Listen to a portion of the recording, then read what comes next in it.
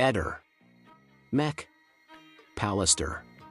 Giacomo Molinari, il tecnico dell'autopsia di Liliana Resinovic, l'uomo che si è autoaccusato della frattura T2 e ora rischia di diventare un caso nel caso. La figura di Giacomo Molinari, preparatore anatomico triestino, è diventata uno dei punti più delicati e controversi del caso Liliana Resinovic. Per mesi il suo nome è rimasto quasi invisibile, confinato nelle carte come quello di un semplice ausiliario di sala settoria chiamato a dare supporto tecnico ai medici legali. Oggi invece è finito al centro di una querela per falso, indicato nelle cronache come possibile indagato e chiamato a rispondere di un dettaglio cruciale: la frattura della vertebra toracica T2 di Liliana, quella che per alcuni è una lesione perimortale e per lui sarebbe stata causata durante le manovre autoptiche. Tutto parte dalla nomina formale della procura. Nel decreto che conferisce l'incarico di consulenti tecnici al dottor Fulvio Costantinides, medico legale dell'Università di Trieste, e al dottor Fabio Cavalli, in servizio al SCIT dell'Ospedale Maggiore di Trieste, il pubblico ministero autorizza il trasporto del cadavere dall'obitorio di via Costalunga all'Ospedale Maggiore e ritorno e permette ai consulenti di avvalersi del preparatore anatomico Giacomo Molinari e della TSRM Martina Canobel, nominati contestualmente ausiliari tecnici di polizia giudiziaria. Lo stesso atto concede ai consulenti la facoltà di visionare il fascicolo delle indagini preliminari, acquisire copia di ogni documento clinico ovunque esistente, servirsi di collaboratori e del proprio mezzo di trasporto. In questo modo Molinari entra ufficialmente nella vicenda Resinovic come tecnico che lavora per la procura all'interno della struttura pubblica, senza alcun ruolo di parte. L'8 gennaio 2022 sul corpo di Liliana viene eseguita una TAC, 3 giorni dopo il ritrovamento del cadavere.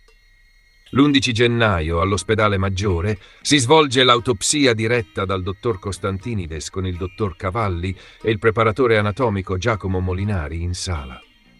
Il compito di Molinari è quello tipico del preparatore: predisporre il corpo, effettuare tagli e manovre materiali seguendo le indicazioni del medico legale, gestire la parte pratica di un esame che sul piano scientifico e giuridico resta in capo ai consulenti nominati dalla procura. In quel momento non si rilevano particolarità sul suo operato, il suo nome è annotato nel verbale come quello di un ausiliario tecnico e la frattura T2 non è ancora al centro del dibattito. La vertebra toracica T2 diventa una sorta di bomba giudiziaria in un secondo momento, quando la procura affida un approfondimento al gruppo coordinato dall'antropologa forense Cristina Cattaneo, che segnala la presenza di una frattura vertebrale. A quel punto si apre la questione se si tratti di una lesione preesistente, perimortale oppure iatrogena.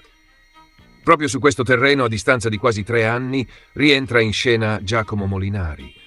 Il preparatore decide infatti di presentarsi in procura e deposita una memoria in cui sostiene che la frattura della vertebra T2 potrebbe essere stata causata da lui durante le manovre preparatorie dell'autopsia dell'11 gennaio. Racconta di aver avvertito un rumore secco mentre manipolava il torace e di aver pensato che quel suono potesse corrispondere alla rottura di una vertebra.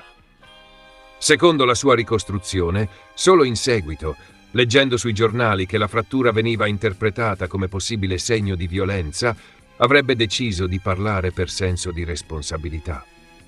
Sostiene di aver sempre svolto il proprio lavoro correttamente, di non aver commesso errori e che lesioni di questo tipo possono verificarsi durante le procedure autoptiche, soprattutto su corpi già fragili.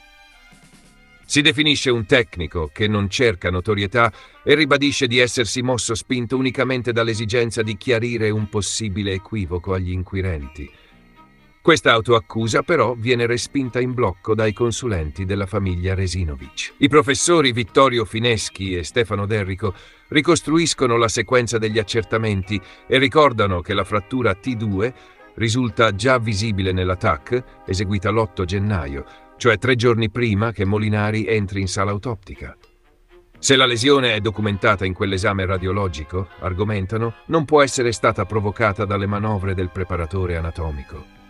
In questa prospettiva la frattura assume un significato completamente diverso. Non è un danno iatrogeno, ma una possibile lesione perimortale, compatibile con un evento traumatico che ha interessato Liliana prima o al momento della morte. Fineschi, in interviste riprese da diverse testate, definisce la versione di Molinari grottesca e scientificamente insostenibile. Sottolinea che non è credibile l'idea di una vertebra che si rompe in sala con un semplice colpo di mano e che un preparatore, a distanza di anni, si presenti dicendo di aver sentito uno schiocco senza sapere che la frattura era già documentata nella TAC precedente. Per la famiglia Resinovic quell'uscita pubblica non è un dettaglio, ma un problema serio. Il fratello di Liliana, Sergio Resinovic, assistito dall'avvocato Nicodemo Gentile, deposita una querela per falso nei confronti di Giacomo Molinari. Nella denuncia si contesta il carattere tardivo e contraddittorio delle sue dichiarazioni e si chiede alla procura di verificare se dietro quelle parole ci sia un tentativo di depistaggio. Secondo i querelanti, l'autoaccusa del tecnico rischia di alterare la lettura dei dati medico-legali, spostando l'attenzione da una lesione perimortale a un presunto incidente avvenuto in autopsia. Nella querela si chiede esplicitamente di accertare se Molinari stia aiutando o coprendo qualcuno e di valutare anche il suo comportamento pubblico, compresi alcuni contenuti social in cui avrebbe mostrato coltelli, strumenti autoptici e ambienti di lavoro normalmente non accessibili, trasformando un contesto che dovrebbe restare riservato in una sorta di palcoscenico. Sergio Resinovic chiede inoltre un'ispezione ministeriale nel reparto in cui il preparatore anatomico lavora per verificare metodi e standard operativi. Nel frattempo arriva anche la presa di posizione del GIP. Nell'ordinanza con cui viene disposto l'incidente probatorio su coltelli, abiti, cordini e altri reperti, la giudice Flavia Mangiante stabilisce che la frattura T2 è già visibile nella TAC dell'8 gennaio e quindi non può essere stata causata durante le manovre eseguite da Molinari l'11 gennaio. La lesione viene quindi collocata cronologicamente prima dell'autopsia e l'ipotesi che sia stata provocata dal tecnico viene di fatto esclusa sul piano giudiziario. Questa conclusione rafforza la lettura per cui la vertebra rotta è un possibile segno di violenza subita da Liliana e non una conseguenza dell'esame medico-legale. Il paradosso è che proprio nel momento in cui la giustizia esclude la responsabilità tecnica di Molinari nella frattura, la sua posizione personale si complica. La querela presentata dalla famiglia Resinovic lo mette infatti al centro di un possibile nuovo fascicolo. Diverse testate iniziano a parlare di indagini a suo carico, nate proprio da quell'atto di denuncia, con l'obiettivo di verificare la natura e l'affidabilità delle sue dichiarazioni. Di fronte a questo salto di livello mediatico e giudiziario, Giacomo Molinari prende la parola ancora una volta. Nelle interviste ribadisce di aver lavorato come collaboratore di Fulvio Costantinides per conto della procura, precisa di non sentirsi colpevole di alcun errore e insiste sul fatto di essersi fatto avanti solo per onestà. Aggiunge di avere ancora cose da dire sulla vicenda della frattura T2, ma chiarisce che le riferirà in modo completo esclusivamente al pubblico ministero, non nei talk show. Allo stesso tempo, quando viene interpellato sulla notizia di una sua possibile iscrizione nel registro degli indagati, afferma di non aver ricevuto alcun avviso di garanzia e di aver saputo di queste voci soltanto dai giornali, dichiarandosi sorpreso da questa evoluzione.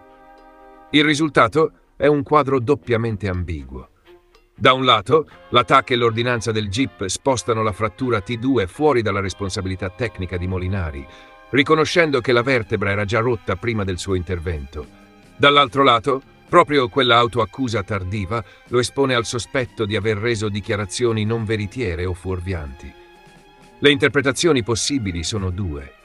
La prima è che il preparatore abbia commesso un errore di valutazione in buona fede, convinto di aver provocato lui quel danno senza sapere che la lesione era già stata documentata.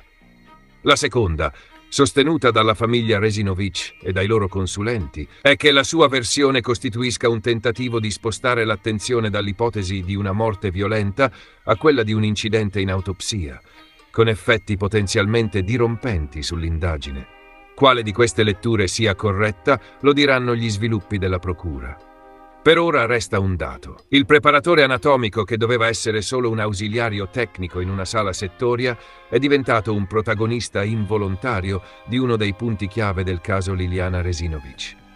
La credibilità del suo racconto e la coerenza tra ciò che è scritto negli atti, ciò che dimostrano le immagini radiologiche e ciò che lui sostiene di aver fatto in quella stanza fredda dell'ospedale maggiore sono destinate a pesare ancora a lungo sul destino del procedimento e sull'interpretazione definitiva della morte di Liliana. Ehi, non dimenticare di iscriverti a questo canale.